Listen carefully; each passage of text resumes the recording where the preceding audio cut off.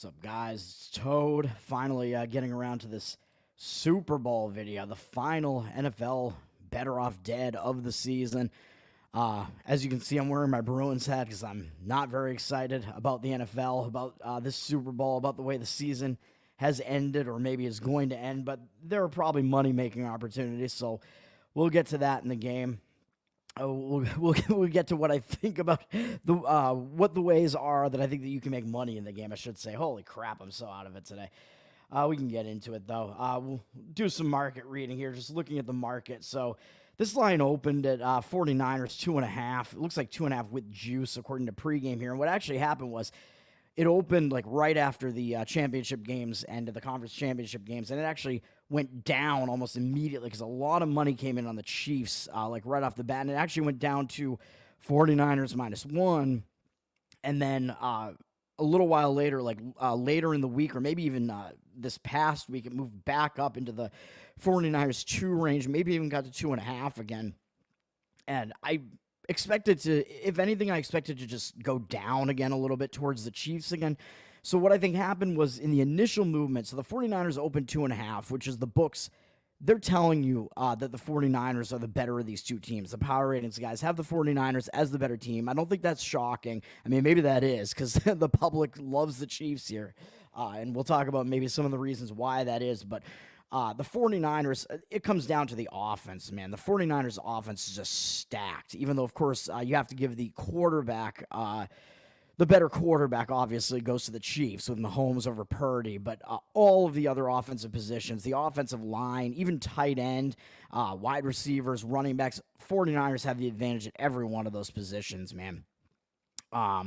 So that's why. And the defenses, even though the Chiefs, I think, maybe have the slightly better defense, the defenses are almost comparable, I would say. Both teams really good defense, but the discrepancy on offense, I think, is fairly significantly in favor of the 49ers, so you might know which way I'm kind of going with the side here. I do have a play on the side, not on the total, but I do have some props where you can like take advantage of the way that you think this game is going to go without actually having to play the total, which I think is a little bit more dangerous, a little bit more of a dangerous way to play this. So I think what happened was when this line came out, some of the public wanted to bet the game right away. And in the Super Bowl is like the only game of the year really where the public is actually going to be able to move the line. Usually the line only gets moved by like the respected bettors, the guys, the professionals, the guys that are putting in like massive bets. And we'll talk about what's going on with that in this game as well. But usually that's what moves the line, and that will still move the line in the Super Bowl. But the public can move it a little bit too. And I think what happened from the outset is I think both of those things happen. So I think the public, even though usually most of the public is going to wait until game time, which is why, as you can see, the public are on the Chiefs. 76% of the tickets on the Chiefs, 79% of the cash. So they're heavily public, but they even have the cash discrepancy right now. But I think that in the Super Bowl, man, that's just kind of just telling me.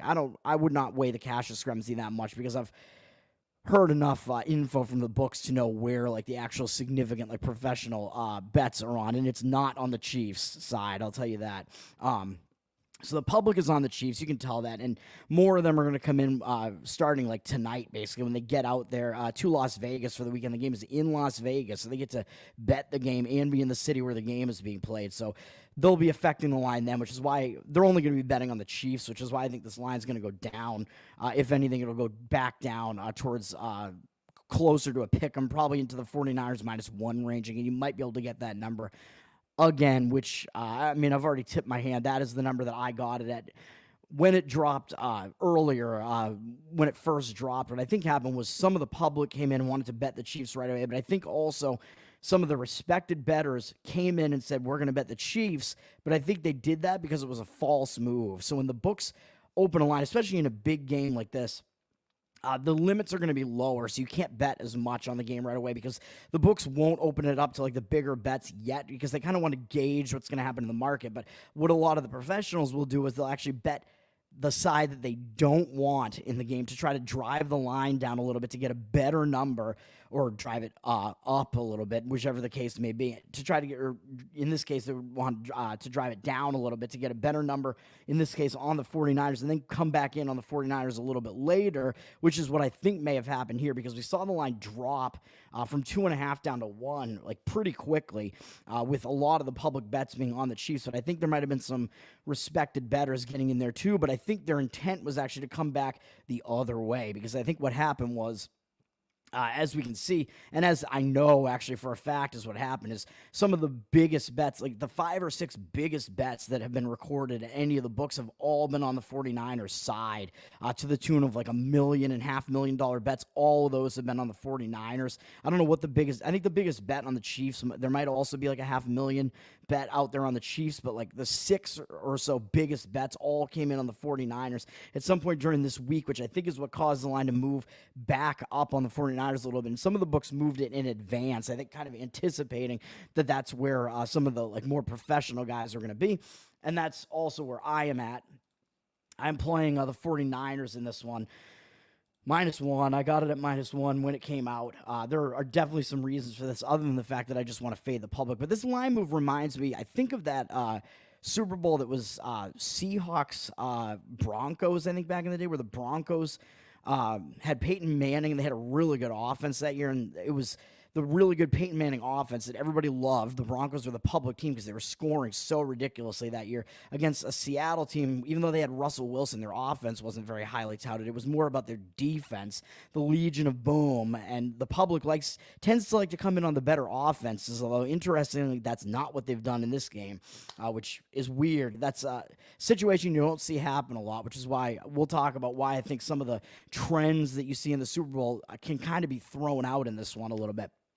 And I tend to like to fade the public over anything else when it comes to the Super Bowl like this. So in that Super Bowl, though, Seattle-Denver, I think kind of a similar thing happened where the line came out initially with Seattle, I believe, being a favorite somewhere around 2. I might be wrong about this, but it was something like that. And I think you saw it initially kind of just move towards the Broncos, and everybody was coming in on the Broncos. But I said, but in the Super Bowl, there's a lot of like public influx here that's kind of affecting the line that way. So that initial opener is actually closer to where like the power ratings guys have and what the books actually think about these teams. So I think that's what happened here too. So that happened in that game as well. So the books signaled, we think Seattle is actually the better team here, but then the line actually moved kind of away from it, so you could get a better number on Seattle throughout the week there, and I did. I was on Seattle now. I've been pretty good on Super Bowl sides, just saying, because I think you get a little bit better value on the Super Bowl because the public gets in and plays this game more than anything else. So you tend to get better value going against the public in the Super Bowl than any other. I believe I've played 11 Super Bowls out of the like 17 or so that have happened since I've started doing this, and I'm 8-3 in the side in those. So I might lose this one. Now that I said that, I'm going to jinx myself, but basically, like, if it works, you're going to keep doing it. So that's what I'm doing here with the 49ers -1. But there are reasons for it. And first, I will say, a lot of the trends, which I just said, I'm going to throw out these trends, but a lot of the trends are, I'm going to go with all the negatives first to get them out of the way and say why I think the 49ers are still the right play in this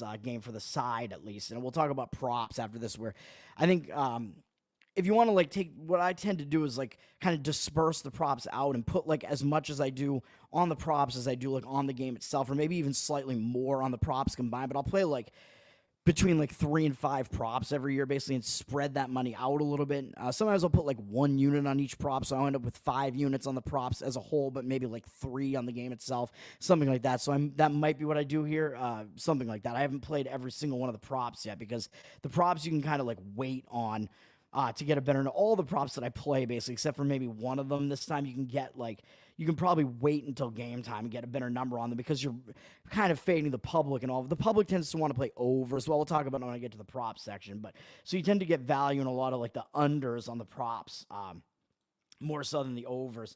But for the side in this one, so the trends are really against San Francisco here, which is kind of crazy. But as far as the trends are concerned, the team with the better record, regular season record, I believe, in the Super Bowl, in the last 19 Super Bowls, the team with the better record, regular season, and that is San Francisco here. San Francisco, I believe, was 12-5.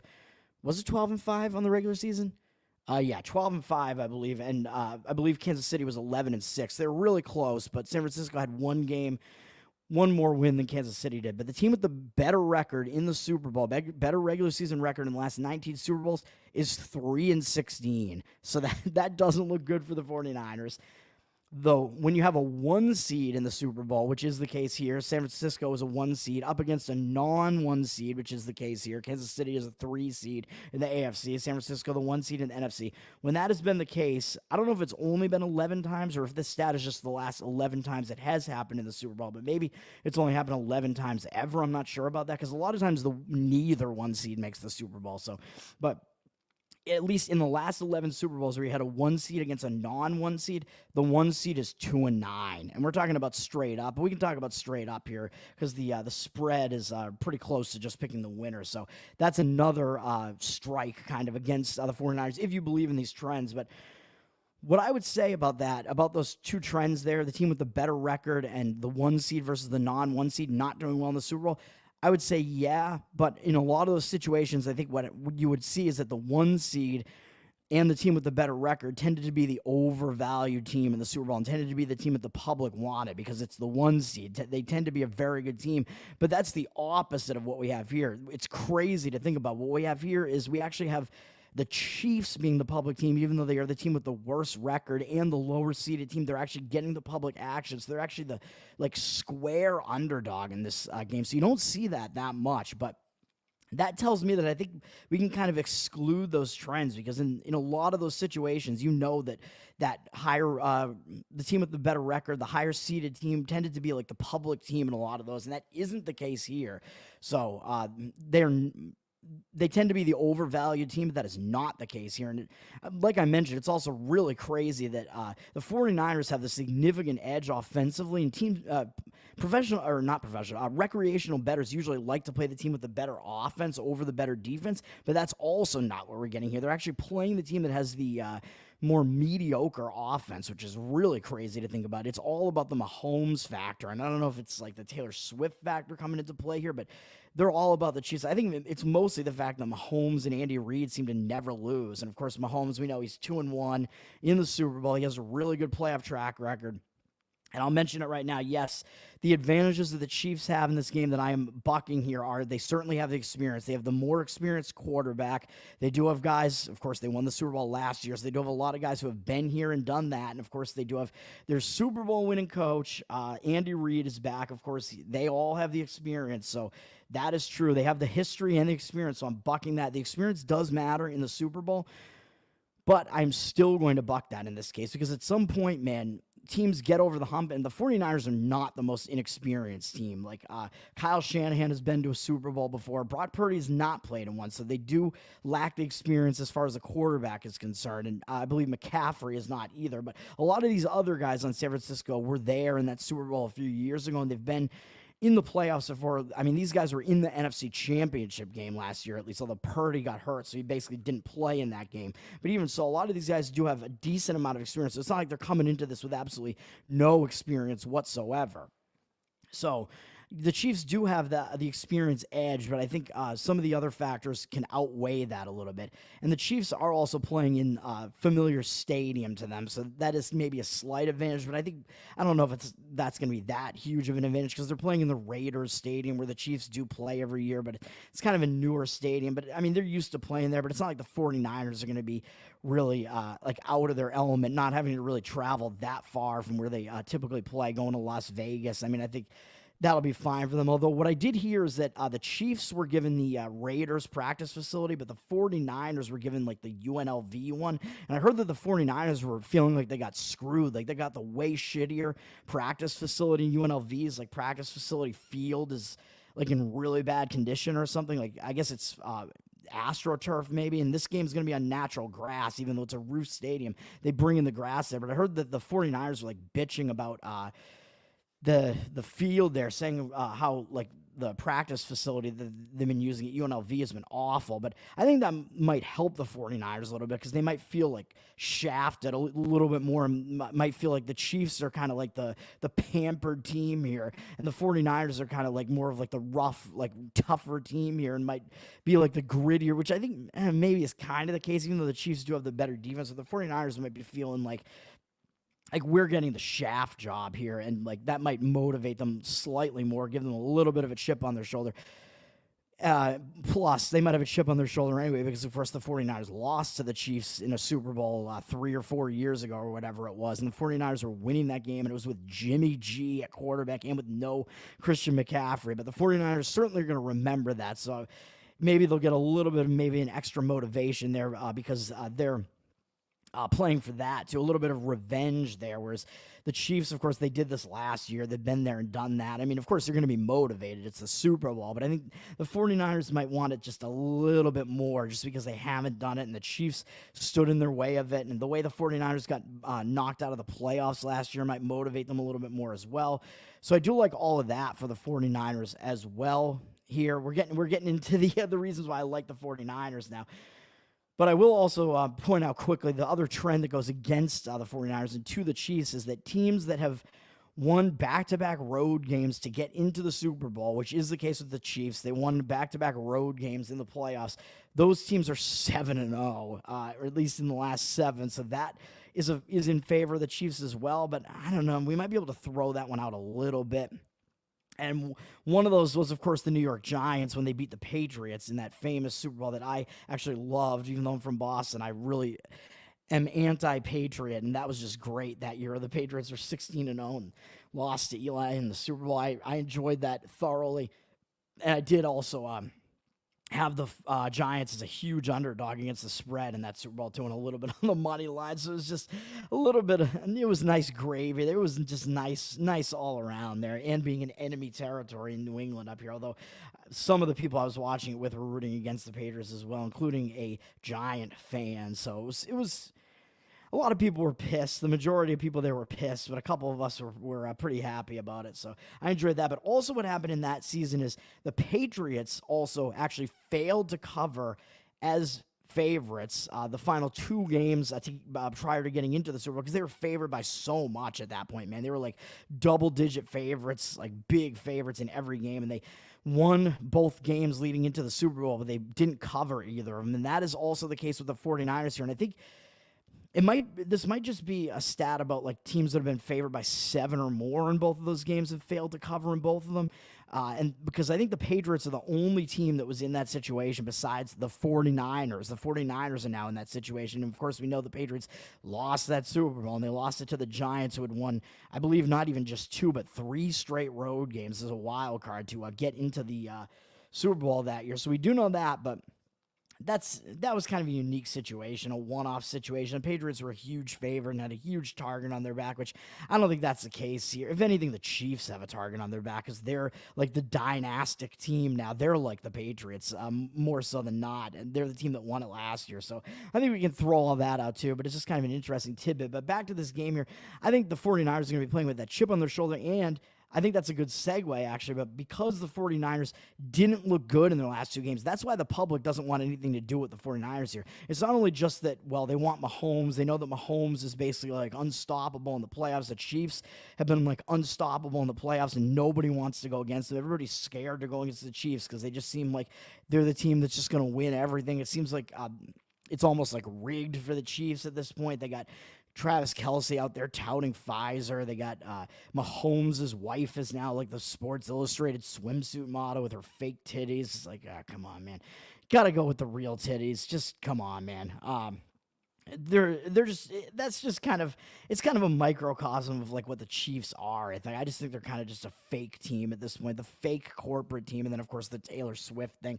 Everybody just hates them. So even though the Chiefs are getting the bets, that's because people want to make money and they think the Chiefs are the right side and that there's value on the Chiefs. They're like, oh, we're getting the Chiefs. Mahomes is an underdog. How could you not take that? It just looks so easy to take the Chiefs. So all of that, but I think in general the public, even though they're betting on the Chiefs, I think they actually do want the Chiefs to lose the game, even though they might be rooting for their money, at least in this case. But even so, The fact that the 49ers didn't look good is putting the public off of the 49ers because they don't trust the 49ers after the 49ers almost lost both games in the playoffs to the Packers and to the Lions. So that doesn't look good, but that makes me want to take the 49ers because the 49ers were not living up to their actual potential because they were huge favorites in those games. They're the much better team, and they didn't look good in those games. So I think in both cases, even though I did take the 49ers in both of those games, actually, I do think that those games are going to cause them to focus more, man, because they know that they kind of escaped in those games and didn't play well. I think it's going to cause them to bring out their A game here, man. Like, that's what those types of games tend to do when you're a huge favorite and you escape and you do it twice in a row on your home field. I think that's going to serve to motivate them, man. I think that that's going to be the case, whereas the Chiefs pulled off two huge wins against a couple of good teams in the Bills and the Ravens. So that's, yeah, I just think that the Chiefs, I mean, they beat like better teams to get here. That's true, but they might be feeling a little bit unstoppable here after beating those two teams. And a lot of people thought the Ravens might be able to beat them, which I was included in that. But the Ravens just inexplicably, the Ravens, with their number one rushing attack this year against the Chiefs' defensive weakness, which is their rushing defense. That's where they're weakest on defense. The Ravens didn't even run the ball much, even though, yeah, they were behind. But even so, they weren't behind by that much that they should just give up on the running game. And they only ran it 16 times in the entire game. That's not going to happen in this game, man. The line on McCaffrey alone, his rushing attempts, the prop line on it is like 18 and a half or somewhere in that vicinity, 18 and a half, 19, somewhere in that range. So, yeah, it's like the 49ers are not going to make the mistake that the Ravens did and not run the football. They're going to run the football, and that's going to lead into what I think with the total, which could be a good segue into talking about the total really quick, even though I'm playing the total in a little bit of a different way than actually playing the total itself. But is there anything else I wanted to talk about on the side here? I think the Chiefs' previous games are going to make them just kind of feel a little bit more high on themselves than maybe they should. And the 49ers, they are, probably going to feel like they didn't play well in those last two games, and that could like shock them into like really having some focus in this game. So I think the 49ers have more reasons to be motivated and focused in this game than the Chiefs do, in my opinion. So I think that may wind up being the case here, which is why I like the 49ers. That, and I think they're kind of just being undervalued and kind of just being disrespected by the public at this point. I think they kind of know that too, or like, even though they are the favorite, I think they're going to come into this game feeling like underdogs because it seems like the perception is that they can't do it. The perception is that everybody thinks the Chiefs are going to win this game. So the 49ers mentally are going to come into this with, I think, like an underdog mentality here, even though they are the slight favorite. So I like that. I like going against the like square kind of public underdogs here. So I like it. I like the 49ers in this one for all of those reasons and for the other reasons that I stated, where I think their offense is the much better offense here. They have a lot more ways on offense to hurt you than the Chiefs do. So, and that's going to kind of lead into where I'm going as far as the total is concerned as well, that you probably already kind of know where I'm going with it. But I do think that the 49ers are going to run the ball more. They're going to establish the run. They're not going to make that mistake that the Ravens did. I just think, the 49ers have a lot more weapons on offense and more ways to hurt you, whereas the Chiefs, they really can only, the ways that they can most hurt you are just Mahomes doing what he does, but he isn't surrounded by that many great receivers, and he will be throwing it to Kelsey a lot. I mean, that's what they did in their last game, the whole game, really. They were just dumping it off to Kelsey quite a bit. He had like 11 receptions, and the Ravens, for some reason, didn't key on him, and I don't think that's going to be the case with the 49ers defense here either. I think the 49ers defense is actually weaker against the run than it is against the pass as well. So I think that bodes well for the 49ers up against a Chiefs team that's a better passing offense than rushing offense, even though Pacheco has been a good, like, gritty, physical running back. I don't know if he's the guy that, I mean, he doesn't really have experience at this level either. Was he on the team last? Maybe I'm wrong. Maybe he was on the team last year in the Super Bowl. Yeah, maybe I'm wrong about that. Maybe he was. But even so, he's not really that, like, I don't think he's quite that. He's definitely not at the level that McCaffrey is, where he can just be a running back that can just really dominate and take over a game if he has to. So the Chiefs, yeah, they're probably going to have to start throwing the ball, but they are definitely kind of a like short passing offense at this point, a more methodical offense. I think the 49ers are going to be able to defend against that more than what the Ravens did. The Ravens just did not scheme well. And I think the 49ers, they can use that tape too to see, well, what did the Ravens do wrong? Well, a lot of things. And the Ravens still were in a position where they probably could have won that game if they just got that touchdown instead of fumbling at the goal line at Zay Flowers or getting that taunting penalty, Zay Flowers, or Lamar Jackson throwing into triple coverage or whatever. Lamar Jackson, Zay Flowers. No, I'm just kidding. But the Ravens possibly could have won that game despite having an awful start to it. So I don't know what else to say about that. But also, I do think that if you look at the 49ers opponents that they just faced two better offenses, dude, even though the Packers are like, well, wait a minute. The Packers really with Jordan Love? Yeah, they did put up better offensive stats than the Chiefs did. The Packers actually had a pretty good offense. Their running back is actually really good. And why am I blanking on his name? Aaron Jones. The Green Bay has a better offense. And, of course, Detroit has one of the top offenses in the NFL. So Detroit has a much, much more potent offense than the Chiefs do with a lot more weapons. So that's what the 49ers are up against. So this is actually going to be the weakest offense that the 49ers have faced in the playoffs, which is crazy to think about, but that is true. So I think that might help as well. Like I don't see the 49ers just falling like way, way behind like they did against the Lions, or falling behind as much as they did against the Packers really either. I don't see them like really having to mount like a massive comeback here. I see it being a bit of a closer. I think this game's going to be close, dude. It just has that feel to it that neither team's going to really be able to run away with this one. Kind of has that feel to it, but I don't know. I mean, I could wind up being wrong about that. Hopefully I'm not, but I think that is the case. So, and like I said, those games that are that close for the 49ers, that like gives you grit, that gives you more resolve when you have to face like major adversity like that. Even though, yeah, the Chiefs did just face two good teams, but even so, 49ers, man, they've been up against the wall twice and gotten off of it and won those games. So I like the situation that sets up for them a lot better as far as value and their mentality is concerned. And as far as the Chiefs are concerned, they also beat two like really banged up defenses along the way here in the Dolphins and the Bills. Tons and tons of injuries on those two defenses. And then against the Ravens, they didn't even score in the second half, and they only scored 17 in the entire game, even though they were scoring moving the ball really easily early on against the Ravens. The Ravens are the one really good defense that they did face in the playoffs. So then the Ravens totally shut them down in the second half. And the 49ers will be the second best defense that they faced in the playoffs at this point, especially if you take into account all the Bills' defensive injuries. So all of that, I think, matchup-wise, is pretty good for the 49ers. And the 49ers' offensive strength is their rushing attack. This is going to lead me into talking about the total. And I think they're going to be running the ball. Their offensive strength matches up against the Chiefs' defensive weakness, which is the run defense against the 49ers rushing attack. So I like that.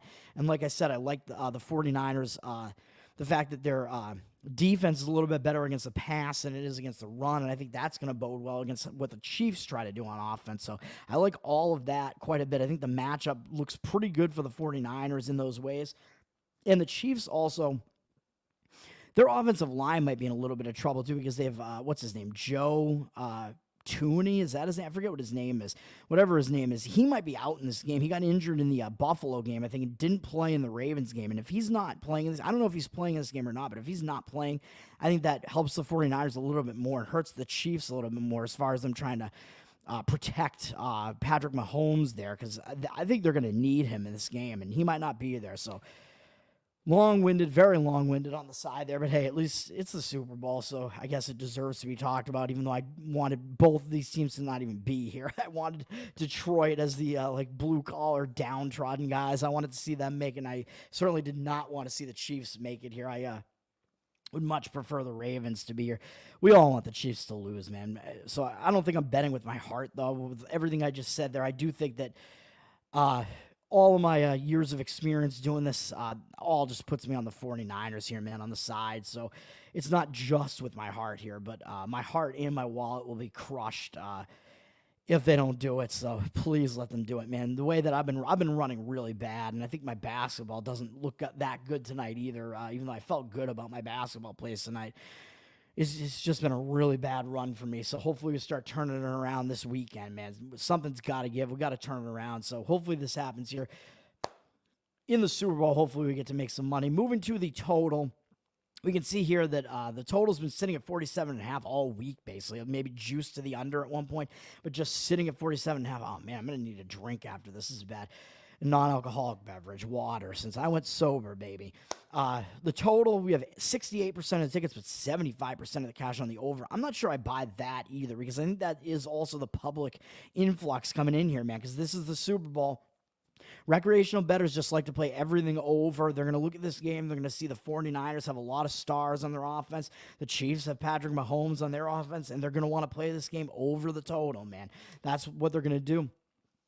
There tends to not be value playing the over on a total in the Super Bowl, man. The books know this. They have to juice the total a little bit higher than it probably should be in these games, just to account for all the public actions coming in. They know the public's going to come in playing the over. I mean, the under is not going to win every time, and I'm not going to explicitly play the under in this one either, just because I think the 47.5 is just a little bit too tight of a line. I think to actually go under that, I think it's a little bit dangerous. You could see both teams getting into the 20s here, and then it's going to start to get a little bit dicey. If it was 48, 48.5, 48, another key number there, it might be a bit stronger of a look to play the under here, but I'm going to do something different, even though I do think this is going to be a lower scoring game. So I do think that the way that I think this game is going to play out, I do think lends itself to an under.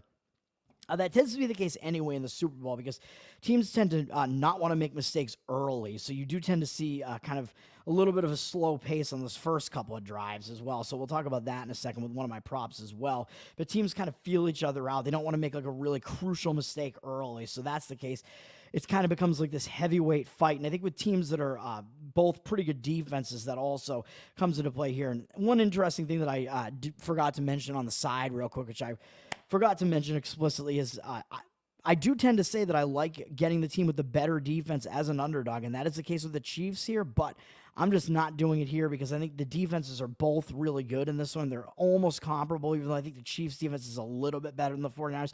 49ers' defense is still good. I think the 49ers' offense just has so many more weapons than the Chiefs' offense does here at this point that just puts it over the top for me. So that's why I'm not just going better defense with the points in this one, although that would be the way to look in a lot of situations, but I don't think it is the way to look in this one. And you're not really getting that many points either. It's just a pick-the-winner situation. So back to the total where, yeah, it's a heavyweight fight, better defenses, where I think teams are feeling each other out a little bit. But also, if you think about the way this game might play out here, it tends to, it has a lot of indicators that make it seem like it's going to be a lower scoring game, where the Chiefs on offense, they're just a methodical offense. Dude. They're not an explosive offense. Their best offensive weapons are Mahomes and Kelsey at this point, and that's not really like, you're not looking at deep threat stuff there. You're looking at methodical drives where they're going to keep drives going, take a lot of time off the clock, and we've seen that's the way that their offense has played this year. So that's, I believe, what's going to happen again. I mean, that's the way the Chiefs do play their offense at this point. And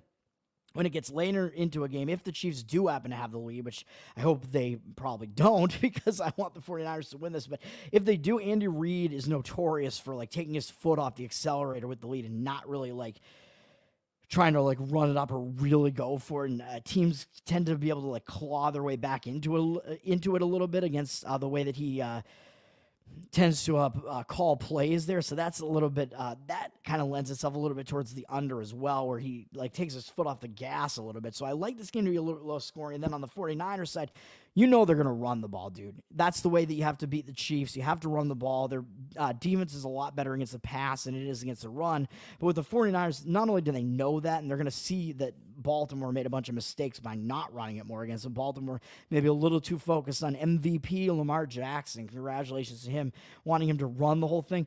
That's not going to be what the 49ers game plan is here. You would have to imagine, because they know Brock Purdy has his limitations. They're going to want to take the load off of him a little bit. They don't want him to have to like shoulder the entire burden here. So they're going to be establishing the running game, dude.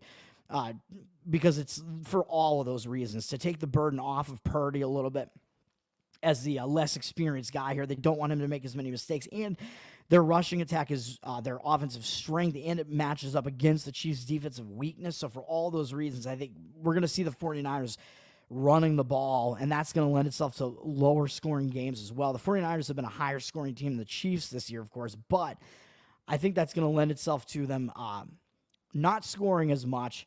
So that's going to lead myself into these scoring props here that I like. Instead of playing the under in the full game outright, one of these is a play that I just blindly pretty much play every Super Bowl, and that is going to be no score in the first 6 minutes, which you can find at minus 130. You might be able to find it a little bit of a better price than that out there at some places.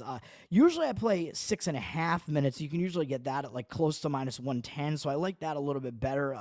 Like prolonging it just a little bit more just to get the better price. So I couldn't find it out there this year, man. I think it was kind of like the offshore books would have it. But now if you're looking at more of like the legal books that are out there now, which are covering a lot of these props. They have a lot of these props, no score in the first whatever minutes. The 6 and 6.5 minute mark ones are the ones that I like to look at because they're close to like around a pick'em price.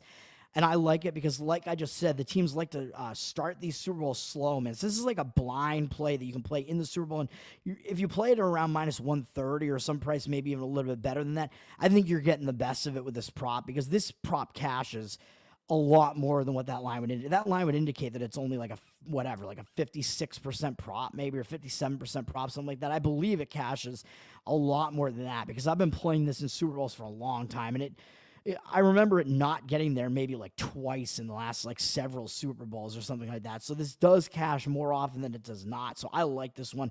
Like I said, teams tend to start off a little bit slow. And if you envision what these teams are going to have scripted on their opening drives here, you envision like if the Chiefs have it first, they're going to have that like methodical drive where they're trying to sustain that longer drive, shorter passes. They're not very explosive. 49ers, I don't think they're going to be going for like the explosive plays that early on, although maybe they could come out and do that to try to surprise the Chiefs, but I think they're going to be focused more on establishing the run early. So whichever team gets the ball first, I envision them kind of starting it a little bit slow, and they don't want to make mistakes early. Like it's that like first round of a heavyweight fight too. So I like it. The first 6 minute prop, no score in the first 6 minutes. So that's what I like there. A lot of times I'll play the under in the first quarter as well, but in this game, it looks like you're only getting like 8.5 or 9 as the number on that, and that's just not high enough. I don't think it's probably going to be a lower scoring game, but that is quite a low total. Excuse me. I think the books are coming around to like some of these like early numbers, like early totals and stuff in games going under the totals and stuff, because I do like to play the first quarter under in a lot of Super Bowls too. I'd say I've played that in like a majority of the recent Super Bowls, although not all of them. And the times that it's lost, I remember kind of being on like bullshit. Like I remember it happening in the Broncos Panthers Super Bowl on the Cam Newton getting sacked, and it was a fumble 6 on the sack. They're a sack fumble 6 that gave Denver the touchdown after Denver started that with a really methodical, slow drive that only resulted in 3 points, and it looked like that was guaranteed to go under in the first quarter. And then the sack fumble 6 happened, and Denver wound up scoring 10 in the first quarter or whatever it was. I was like, oh man, but I won on that Super Bowl because I had Denver as the underdog, plus 5.5 or whatever, and underdog money line, and a bunch of the other stuff went my way in that one. So it was still a good Super Bowl besides that. But there was that one, and then the even that high-scoring Patriots-Eagles first quarter one went over on like the very last play or something of the first quarter, I think, which was this crazy like corner end zone pass from Nick Foles, if I remember correctly, something like that. That was a higher total in the first. That was like closer to like 12 or 13 in the first quarter. That was a much higher total Super Bowl there. But usually you can find a line like kind of in like the 10 range, 10 being a very key number for that prop. I like to kind of take the first quarter under 10 if you can find like the 10 out there, but there's no way that's happening in this Super Bowl with the lower totals though. So I'll skip that, and I will still play the first 6 minute prop. And the other prop that I'm doing, instead of playing the full game under, I like this better, just because I think you can get a little dicey if you see both these teams entering like the entering kind of like the scenario where they're like in the 20s there, and it gets a little bit dicey. Neither team to score 30 or more points, you can get at minus 130 or somewhere in that range at some of the books like DraftKings and FanDuel as well. So I like this one better as far as you think the game's going to be a lower scoring game. You want to play something that has to do with the full game going that way, but you think it's a little bit dicey, and I do, playing the full game total under a little bit. This is a way that you can attack it that I think is a little bit better. And the reason I like this so much is that if you look at, it's looking at the Chiefs more than the 49ers. So the 49ers, Yeah, they have an offense that scored a lot this year. Everybody does know that. Of course, the 49ers offense has been quite good this year, and they've gone over 30 points probably in, well, I don't even know. I forget what it was when I looked. It was probably about half of their games, but I don't think that this is going to be the type of game that plays that way. The 49ers did put up 30, whatever it was, 34 against the Lions, but that's the Lions defense. The Lions defense is way worse than the Chiefs defense. Even the Lions defense is actually surprisingly good against the run, which is why I also like the 49ers, because the 49ers, their rushing attack actually did okay last week. Or last game, I mean, against the Lions, even though the Lions actually are like the third-ranked rushing defense in the NFL. The Chiefs' rushing defense is actually worse than the Lions' rushing defense. Even though overall the Chiefs' defense is better, it's because their pass defense is so much better than the Lions' pass defense. The Lions' rush defense is actually better than the Chiefs' rush defense. So I do think the 49ers will be able to establish the rushing attack more. So all that stuff that I just said, even though the 49ers have been the higher scoring offense, and people might think that this is way too risky and think that one of these teams is probably going to get to 30. I mean, you got Mahomes and you got this 49ers offense that scored a lot in some of these games this season. But if you look at the Chiefs numbers specifically, games that the Chiefs have been in, this looks like a very, very enticing way to play this game, because the Chiefs, their opponents have not reached 30 plus. Their opponents have not scored more than 27 in the entire season and the playoffs. None of those games saw the Chiefs' opponents score more than 27. The most their opponents scored was 27 exactly, I believe, and that was Green Bay, and that was kind of a bad spot that the Chiefs were in. That was that Jordan Love offense had started turning it on, shockingly, and it was just kind of a bad spot for the Chiefs, having to go in prime time, go into Lambeau, and Green Bay put up 27 in that one. But other than that, the Chiefs have allowed fewer than 27 in every single game on the regular season and in the playoffs. So no team has been able to do this against them this season. And the Chiefs themselves have only topped 30 plus 3 times this entire season. And I believe it was against the Bears, the Chargers, and the Raiders. So the Raiders defense is pretty good, decent defense on the Raiders, but the Bears and the Chargers, a couple of the worst defenses in the NFL, man. So other than that, and maybe like a little bit of an outlier there, maybe against the Raiders, because the Chiefs actually put up some points late in that Raiders game, and it might have been on some Raiders mistakes, if I remember correctly, because the Chiefs weren't really doing that well in that game. They were losing that game by 14, I think, early in the game to the Raiders. So if you don't look at that Raiders game that much, and you look at the other two games, the Chiefs scored 30 or more were against awful defenses, the Bears and the Chargers. So I just don't think the Chiefs are going to reach 30 here, and I don't think that the 49ers are going to either, man. I like this one. It's juiced a little bit there. The books are telling you that neither team doing it is a little bit of a favorite there, and I think there's still value on doing it just because of the way Chiefs games have played specifically. But all that stuff I talked about, the reasons why I like the game flow here to be like a lower scoring game, all of that comes into play here, and I like this to go neither team scoring 30 plus points at minus 130. I like that prop. Going to the next prop, this one is kind of like the mindfuck prop. I like to call it that because recreational bettors come in and they think really wrong about this prop. This is either team 3 consecutive scores at minus 165, which I think is a pretty cheap price, even though this is expected to be a bit of a lower scoring game, so you expect to get a little bit of a better price on this one, but I call it the mindfuck prop, and you get a better value on this in the Super Bowl, and you can find it more readily available in the Super Bowl than in any other NFL game. But because the recreational bettors come in on this, and they like to take underdog prices, man. They like the plus money. They like to see that there's value there. It's very enticing. They're not going to want to, they're going to come in and say either team scoring 3 consecutive times. That seems like it's not likely, especially when it's a game where you think it might be a little close like this, like a heavyweight fight. It's either team scoring 3 times in a row, and that's field goal, touchdown, or safety. Extra points don't count, obviously, or 2-point conversions don't count either. Field goal, touchdown, or safety. Thinking about that, it messes with people's heads because they think about that and they say this is going to be a close game. That just seems crazy. There's no way either team's going to score 3 consecutive times in a game like this, right? This is going to be like a battle. Teams are probably going to be alternating scores or whatever. So that's what the public is going to think, and they'll come in and they'll take the no on this prop, and they'll get plus money on it. They'll be able to get plus 130 on it or something like that, and think, hey, I can lay 100 to win 130 back on this. That sounds good, because how could I not do that? It's an underdog price, and it seems so unlikely that either team's going to score 3 consecutive times.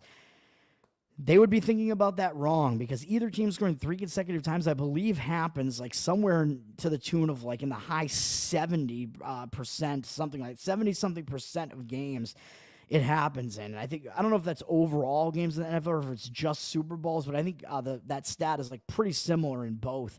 It happens way more often than it does not. So I like to just blindly play this one in the Super Bowl, because it's just value getting it, because you get something that is expected to happen in like 70 something percent of games, and you're only laying a price that you would have to lay for something to be about like a 60 something percent prop. So there is just value on this. And this happens in most Super Bowls, although it didn't actually happen last year, which is crazy. As high scoring as that game was, it was always like each team would score twice and the other team would score. So that was very frustrating. So I lost that one. I think I had it at minus 170 or maybe even higher last Super Bowl. I think if you can get this anywhere like 180 or lower, like 175 or lower maybe this year, I think it's a good play to do it. 165 is a nice price on it, and you might still be able to find that out there. And you don't have to rush on these ones either, because the public is only going to come in and play the no on this, so they're going to just give you more value on it and drive that line down a little bit. So I like this one because it just happens so much more often than you would think.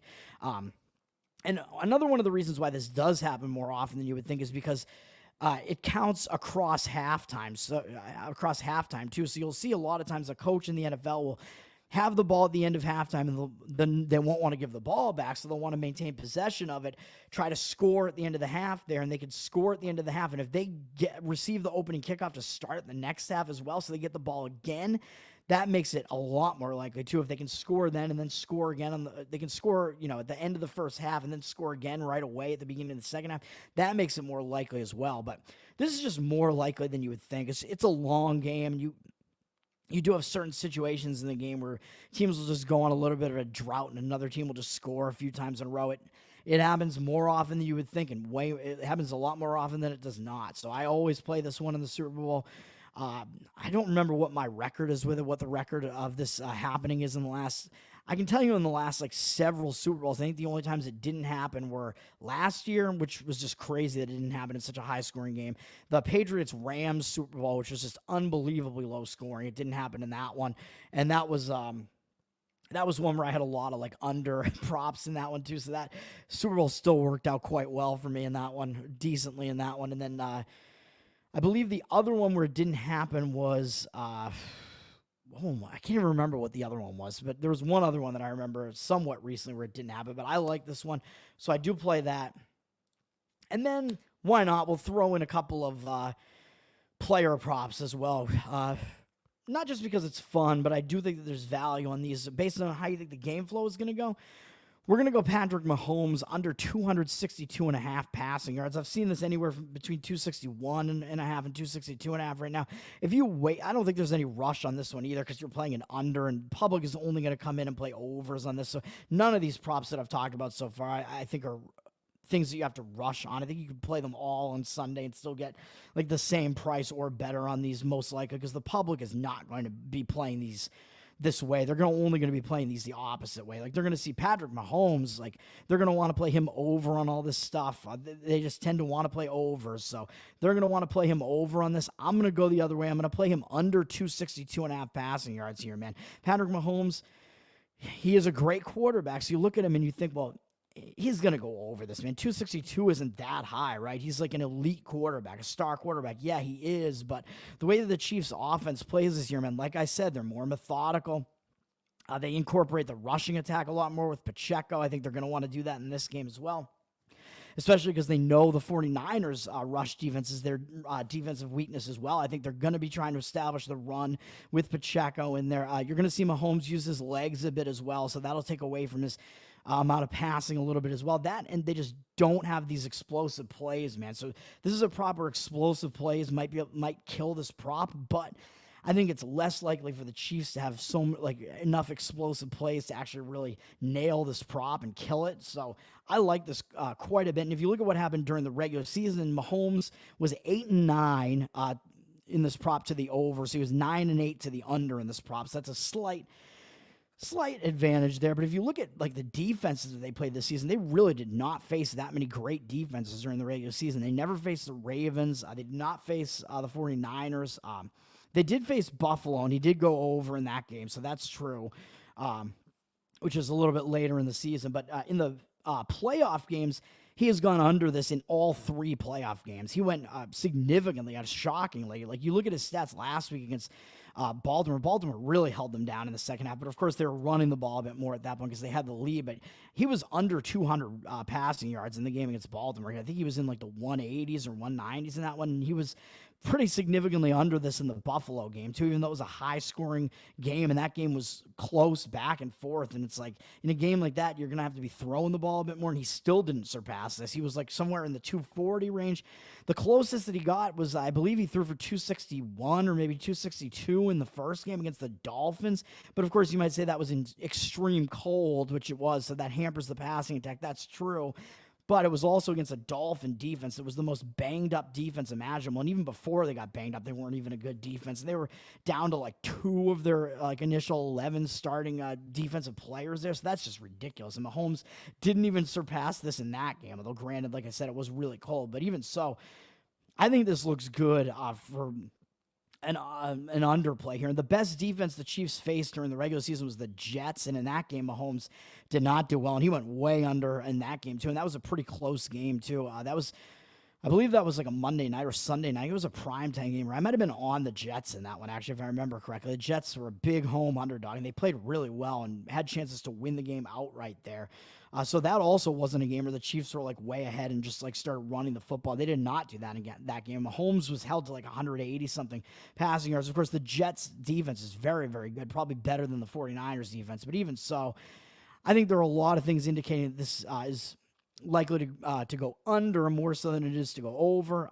It happened more often than not during the regular season. It went under than over. He's gone under this in all 3 playoff games, and the way this game flows, and this is one of the better defenses he's facing on the season, and the way that this game, I think, is going to play out, and the way the game flow is going to play out, and the way that, like, where the 49ers defensive strengths are, which are against the pass. I think that's going to cause the Chiefs to be running the ball more, and I think it's going to and it's going to hold down their passing attack enough for this to go under. And I think you get a little bit of extra value because it's the Super Bowl and because it's Mahomes. The books know that the public's coming in only really on the over in this one, so they're going to have to skew the number a little bit high on that one because of that too. So I think the only value is to take that one under, so I like that one as well. And a couple of things I like about these props too. This one, Mahomes going under the passing yards, like this would also... Like, you're not like putting all your eggs in one basket here, having San Francisco to win the game. Like, this almost kind of goes against San Francisco winning the game because this is going to be a little bit more likely to happen that he goes under if Kansas City's playing with the lead and they're like running the ball more and Andy Reid is like taking his foot off the gas. That would help out this prop as well. So you're not putting all your eggs in one basket, which is good. You're kind of diversifying a little bit. So I do like that as well.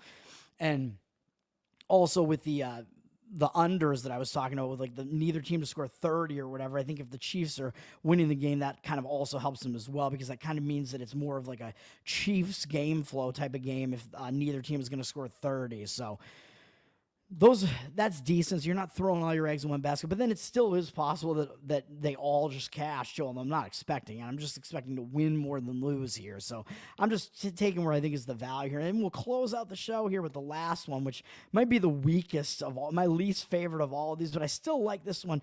Christian McCaffrey to go over 89.5 rushing yards. And this one is the only one where maybe the public is going to be coming in on the over here just because they like to play overs and they know McCaffrey's a stud running back. So this one might go up a little bit into the 90 range. So maybe this one you might want to just grab here because you're probably not going to get a better number than it is here. But 89.5, I like this, man. If you look at his seasons, I mean, Christian McCaffrey, of course, like I said already, the game flow is going to lend itself to this, I think, because the 49ers know they're going to have to attack the Chiefs' defensive weakness, which is their rushing defense. So they're going to be running the ball. So I expect them to have a lot of rushing plays, maybe spreading it out a little bit, not just to McCaffrey. But McCaffrey, I think, is going to be, of course, getting the bulk of it because he's one of the best running backs in football. And obviously they're like stud running back. And, of course, the like top running back on the team by far. So he's going to be getting involved. So I like all that.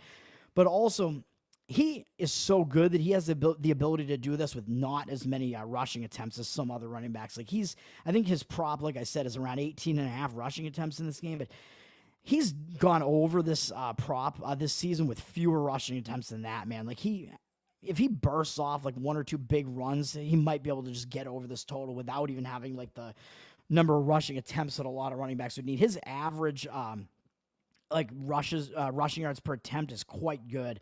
I think he averages over like 5 yards an attempt or something. And I think the Chiefs defense, I'd have to look it up, but I think the Chiefs rushing defense allows over 5 yards an attempt as well. So that bodes well, I think, for McCaffrey hitting this total and going over here, because I think that like the matchup just serves well for it. And I think, of course, the 49ers are going to want to run the ball, not just because, as I mentioned, I've mentioned all of it already. I'm just reiterating myself, but the Chiefs, reiterating what I've already said, repeating myself, but the Chiefs' defense, they're a defensive weaknesses against the run, but also the 49ers are going to want to establish the run anyway and take the burden off of Purdy a little bit and use some of their more like star offensive players here.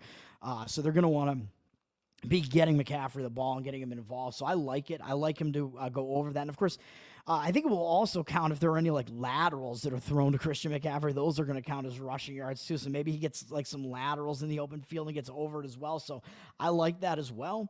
And if you look at what he did this season, I think he might be getting shortchanged a little bit in his current, based on what we've seen during the season versus what his current form actually is. During the season, we know he got injured, but he actually played in some of those games where he was injured. I don't think he actually missed a game this season, but he got injured in the game against the Browns. So I think he was taken out of that game, but then he came back in the next two games. And those were those 3 games that they lost, but he didn't have his like full amount of rushing attempts in those games. And of course, they were kind of like losing those games, which this game I think might stay close enough that they're going to be able to run the ball more than they would if they fell way behind, which they're going to have to not fall way far behind in this one for this to cash, but I don't think that they will, hopefully. So, but if you look at those games, those 3 games where he was injured and he got taken out of the Cleveland game, so you can throw that out. I think he only had like 11 attempts in that one, so he did not go over this total in that one. And it was against a really good Browns defense. It was playing really well at the time. We could throw that one out. And then the next 2 games where he played, but he was playing injured, he went under this total. I think you can kind of ignore those a little bit too. So if you throw those games out and you take the other 13 games or whatever on the season, whatever it was, I believe he went 9-4 to the over against this prop. So I like that. Or maybe I'm missing one game in there. 9-4. Was it 9-4, 10-4, 9-5, whatever it was? It was significantly towards the over on this one. And if you exclude the games where he was injured, so that both in the fact they were losing those games as well. So, and Debo missed those games as well. So Debo will be in the game here. So they'll have other options that I think can help open up the rushing attack a little bit, because they'll have other weapons on their offense here, where the Chiefs defense is going to have to defend against a whole bunch of different things here. So that might help McCaffrey as well. But McCaffrey was able to do that. And I believe, let me look here. Has he gone over? I don't think he's gone over in every one of these. Let me look real quick here. McCaffrey.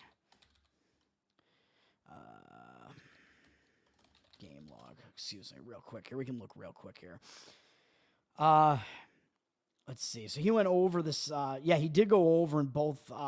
Even though they were losing those games, he still went over in both of the playoff games. They were getting crushed in the Detroit game, and he still went over. He still got 20 carries, and he still went over this total slightly. He got 90, and he got 98 only on 17 carries against Green Bay. So, and like I said, Detroit's rushing defense is actually good, and he still ran for 90 against Detroit's rushing defense. And the rushing defense for well, I usually like to put it on the game page, but I've been on the pregame market page the whole time. But we'll do it before we get out of here. Why not? Just to finish the video here. But yeah, so the Chiefs' rushing defense is actually worse than the rushing defense of the Houston. Just came within a half point of covering that. They were getting blown out in that game, and I thought that they were just going to have no chance to even get close, but now they just teased me and they missed by half point. The Houston Rockets. Oh, come on, man. That's just an aside, but man, I'm frustrated here. And Sacramento's not off to a good start, and I have them tonight too, so that's great. So maybe on another losing night tonight. That's going to be so much fun to have whatever it is, like 10 out of 11 losing days, maybe even worse than that, 13 out of 14 losing days in a row, or 12 out of 13, whatever it is, and now 7 or 8 losing days in a row. Just, it's one of the worst runs I've ever been on. But back to the McCaffrey prop here. Sorry, I'm getting distracted here, but I hate it so much. The Chiefs' rushing defense is worse than the Lions' rushing defense, which people don't know, but I've mentioned it here. Lions' rushing defense is actually good, and he still went over this against the Lions' rushing defense, which is good, and it was a game where the 49ers weren't even going to be tending to run the ball because they were so far behind in that game, and he still went over this and hit the 90. So I like this one, man, in his current form. And also, he was kind of like injured a little bit coming into the playoffs. The talk was, well, we don't even know if McCaffrey's going to be at 100%, like coming into that like Green Bay game or whatever. Like, now they got 2 weeks off, and I think these guys are going to be ready to go, man. They're going to be 100%, so I like this one too, the over 89.5 rushing yards. As an aside, I will just point out, just because I think it's kind of funny and interesting, I know some professional guys and the public also all seem to like Brock Purdy to go over his rushing total. And I've seen that anywhere between 12.5 and 16.5. And I think it opened like somewhere in the vicinity of like 10.5. But I think there were still some 12.5s out there when I looked a couple days ago. But I wasn't really interested in that. But I know there are guys that like Brock Purdy to go over his rushing total because they think he's only going to have to run like a couple of times to really get that over the total. And, you know, he might be pressured enough that he's going to have to be running for it a little bit against Chiefs' pass defense is pretty good. I think it's dicey, though, man, because Brock Purdy, I think they're going to try not want him to, like, completely shoulder the load. And if he has a tendency to kind of be in, like, the teens in those rushing totals. And if he is in the teens there and you're sitting on the 12, even on the 12.5 or whatever, and say it gets down to the end of the game, the 49ers have the small lead at the end of the game, and they're going to kneel to run out the clock, and Brock Purdy is sitting at like 15 rushing yards, let's say, or something like that, and you're going to have to get through 3 kneel downs. He's going to kneel down and lose like a yard or 2 on each one, and that winds up driving it under the 12.5 when he was over it and you thought the prop was over. There's always the risk of that, man, that if they're going to win the game and he's going to kneel it out, those count as negative rushing yards. So I think that gets dicey, man. Unless Purdy's going to have like one huge run that's just going to definitively put that over, I think that's a risk. I don't like that one. But that's going to do it for me, man. An hour video on the Super Bowl. Longer than I thought that I would go, but it's the Super Bowl. We'll give you an hour. Why not? Hopefully it's been good info here, and we'll run down all these again real quick, all the plays that I'm on. San Francisco -1 on the side. That's the side play. I like it. We'll see if that one might be a little bit of a bigger bet than the rest of these. I tend to combine the props, and the props tend to combine for being like as much as I have on like the game itself, or maybe a little bit more than I have on the game itself. I don't want to play like I don't want to make every single one of these a full play just because they're props. They're a little bit dicier, I think. But then again, the lines on the props tend to be a little bit less tight as well. And because of the public influx, you can actually find more value on props than you can on the game itself. Because on the Super Bowl, of course, the game line is going to be tight. Oh, and you see San Francisco looks like it's dropped on ESPN bet to 1.5. So there you go, baby. And a money line of only -121, you can come in and probably take the 49ers. You can wait on this probably because between 1.5 and 2, not that much of a difference. So you can wait, and you might even be able to get 1 again if you like the 49ers like I do. You might be able to get the same number I did when I got it back after it first crashed down. It looks like it might be crashing back down again with the public coming into Vegas, man. So San Francisco -1 is the play on the side. And then on all the props, real quick, you can go back and see my analysis on these. But I do like a lot of these things, a lot of components of this game tell me it's going to be a little bit of a lower scoring game. So I like no score in the first 6 minutes at -130. Neither team to score 30 plus points in the game at -130. Either team to score 3 consecutive times, though, yes, at -165.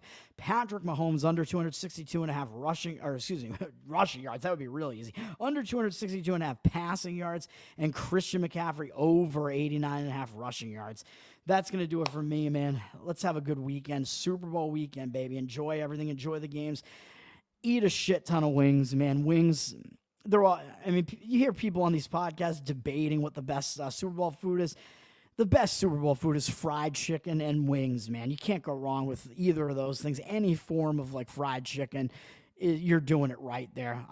Like finger food there, you can get like the buckets of chicken, buckets of fried chicken, anything you can just grab and eat with your hands. That's what you want, man, and not make too much of a mess with it. The wings, if you get the sauce, you might be getting into a little bit messy territory, but I do like the buffalo wings, the hot wings. I mean, that's a classic staple, of course, but I also just like the buckets of fried chicken as well. That's kind of been my tradition personally in the Super Bowl, going back to back when I was a kid at home, I would have like my friends over at my parents' house for the Super Bowls and stuff. And we'd get some fried chicken, baby. And I'm not even from the South, but we'd do that.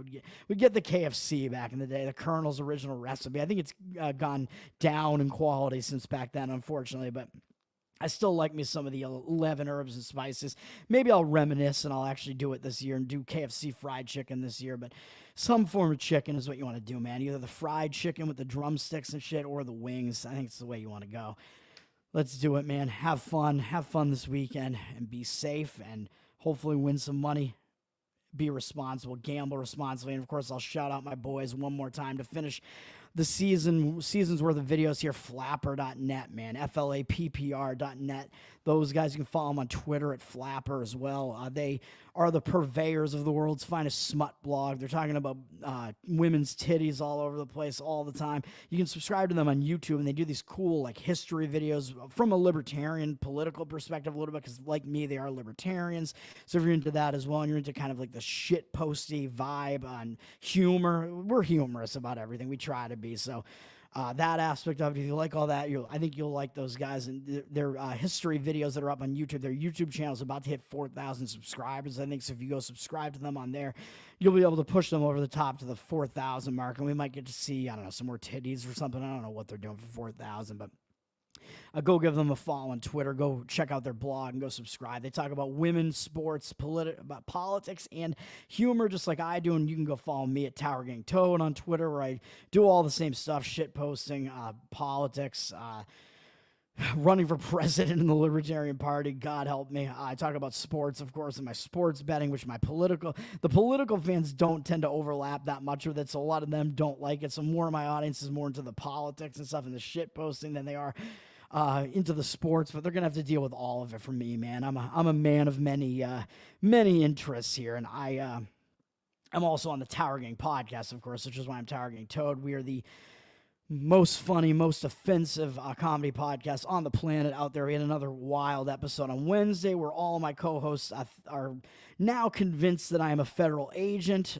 You can go watch that episode and decide for yourselves whether you think I am or not. Check out the Tower Game podcast, man. Everywhere you can find podcasts. We live stream to YouTube, Rumble, and Odyssey. We take the episodes down from YouTube because we'll probably get nuked again if we don't, because we're way too offensive for YouTube. But we leave them up on Rumble. They're all up on Odyssey. And we somehow were able to get away with putting them up on Spotify and all the audio platforms after the fact. So go check it out, man. That's going to do it for me. I'm Tower Gang Toad. Happy Super Bowl weekend, baby. Peace out.